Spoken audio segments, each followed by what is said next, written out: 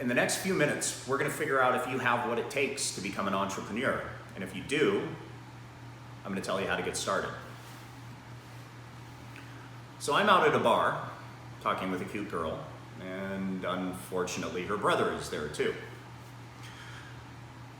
The girl inevitably asks me what I do for work, and I try to be as vague as possible and say I own a couple businesses.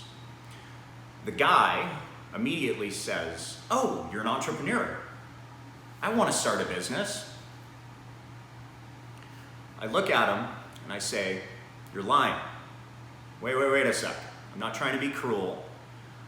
I'm giving you the gift of honesty that nobody else is giving you. You're not interested in becoming an entrepreneur. You're here talking about becoming an entrepreneur in response to somebody else saying that they are an entrepreneur. That is not the same thing as being an entrepreneur. If you were actually interested in becoming an entrepreneur, you would be at home in front of your computer doing things to move you towards that direction right now instead of sitting here talking about it." In other words, shut up and practice. Here's the thing. You've already taken the first step. You're not being reactionary by watching this video. You saw the title of the video, and you decided, if I watch that, maybe it'll move me towards my goal. Well, here we go. We're moving you towards your goal right now. The second part, and you gotta be really fucking honest with yourself for this. You're either a taker or a maker. How do you know? If you're a builder, somebody that creates value, somebody that makes deals, somebody that produces something, chances are you just want to be left alone. You don't want people putting their nose in your business. You don't want people stealing money from you with taxes. You don't want to be told how to run your business. You want to be left alone to do it. Why? Because you realized a long time ago that the people that are telling you how and making these laws and nagging you about your progress, they have no experience. They have no idea what they're talking about. So you pay no attention to them. You plow forward. Just leave me alone to do my thing. That's an entrepreneur. What's the other side? The takers. The takers are the ones that have decided that they can't make it on their own. For whatever reason, whether it be real or fake, they do not believe that they have enough skills and resources to survive. And rather than learning the skills and resources to produce enough value to survive in this world the way they want to, they'd rather take it from somebody else. So what does this look like? This is somebody coming into your office and saying you need an HR department. HR department isn't going to produce a product or make you money. The HR department is going to slow everything down and pay a bunch of people to slow everything down. So if you're one of these people that are sitting there going, "Woo, $15 an hour minimum wage, I can get more money for doing nothing extra," you're never going to make it as an entrepreneur. Turn the video off now. But if you feel like with some practice and a little tinkering, maybe, just maybe, you can learn how to create value.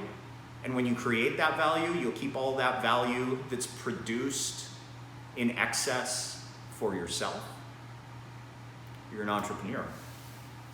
Okay, so if you're still watching this, congratulations. That's the hardest part, to figure that out. Now, it's simply a question of what you're interested in. Let's say that you had an infinite amount of money and I asked you what you want to do with your time. What's your hobby? Okay, whatever that is right there, that's the thing. Why? Let me explain entrepreneurship like a race. if 100 people are standing at the start line and that gun fires, 90% of those fuckers are never going to cross the start line. So you have maybe 10% of them that actually start moving towards the finish line. Congratulations if you're in that 10%. We've already figured that out or not. So there's 10 people that are running. Well, all of a sudden that race starts going uphill and people say, oh, but the uphill part is so difficult. 50% of them don't even go up the hill. It's too hard. Then, once you get over the hill, there's a river that you gotta cross. You lose another 3 of them. You're down to 2 people that started the race, went up the hill, and were willing to swim through the river. 2! You got 50% odds at this point. Oh, except for one thing, the person that jumped in the river after you, they were an idiot. They don't know how to swim, they drowned. So what happened? Because you simply were prepared and kept on moving forward, you won the race by default. Here's what you need to understand. Your success is past all the bullshit that nobody else is willing to deal with. I'm going to say that again. Your success is past the bullshit that nobody else is willing to deal with. So you're going to pick your favorite thing, your hobby.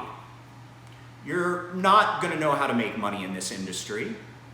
You're going to get into the industry. You're going to go to a conference. You're going to start meeting people. And when you meet these people, what you want to figure out is you want to figure out what the entry-level bullshit thing is that nobody's willing to do in the industry for a stupidly small amount of money. And you're going to do that.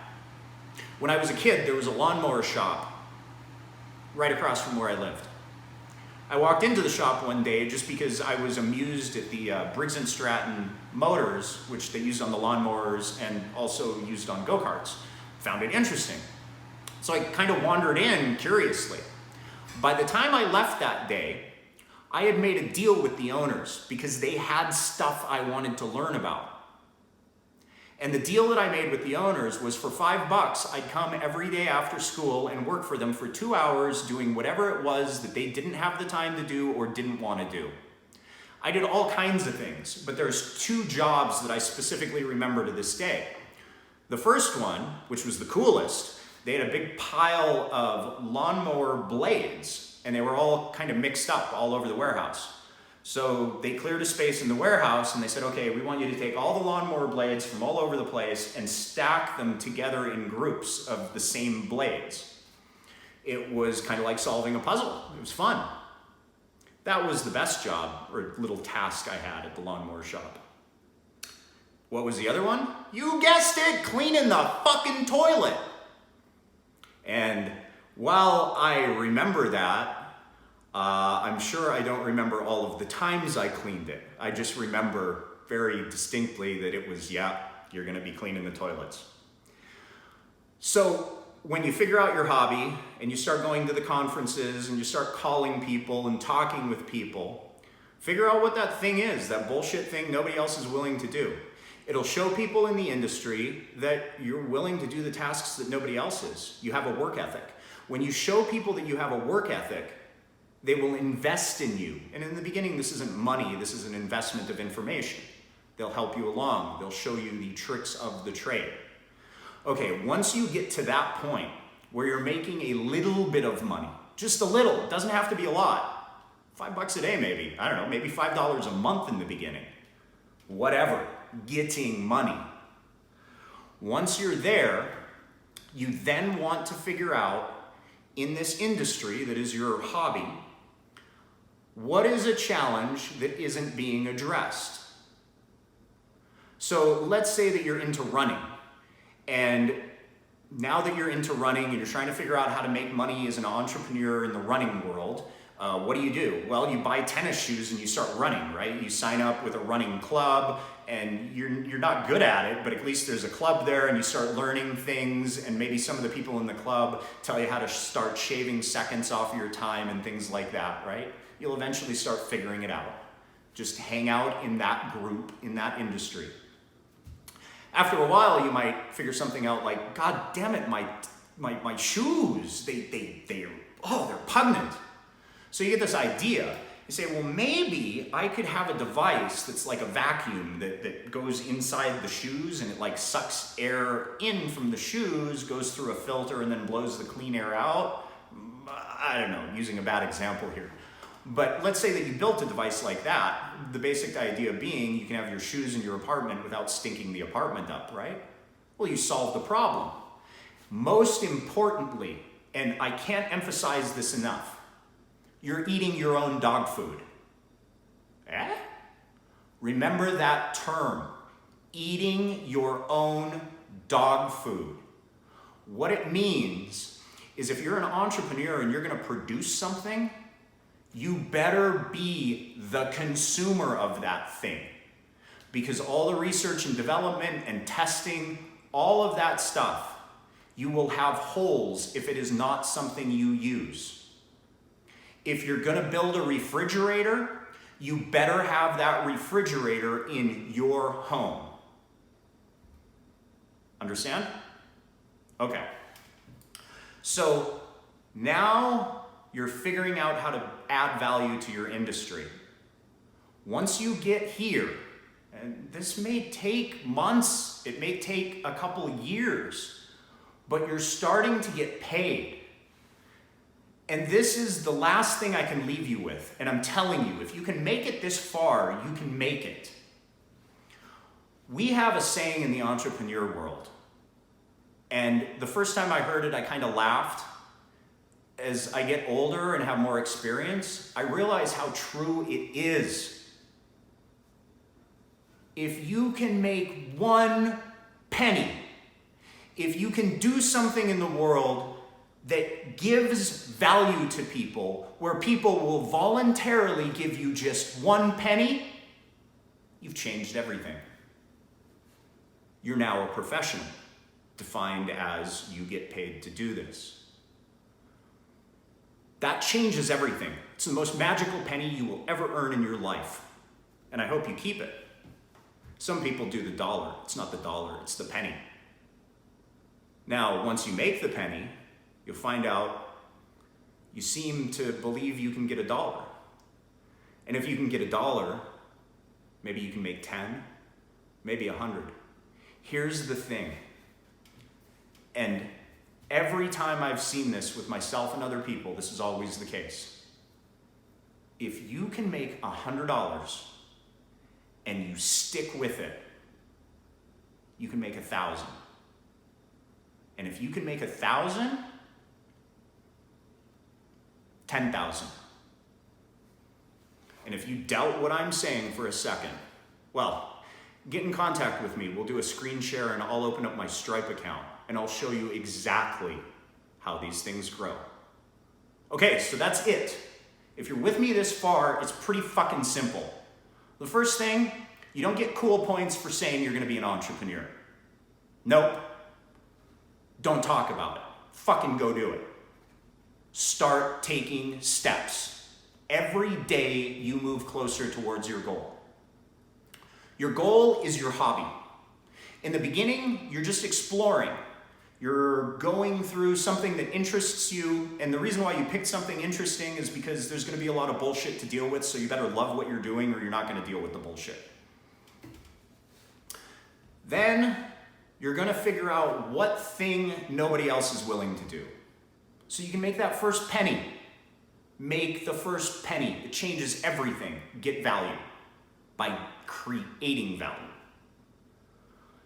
Once you have it in your head, hey, I'm a professional, defined by I'm making money doing this, then you need to solve a problem. And maybe you look at other industries to get ideas that they use there that you can apply in your industry. Maybe you smoke a lot of pot one night, hit your head, and you have this great idea. Who knows how it happens for you, but if you hang out and keep an open eye, you'll figure that out. From there, you stick with it. And you will be amazed that those people that laugh at you today for stumbling incompetently towards your goal, in just a little time, you're gonna hit your goal and they won't be able to laugh at you anymore.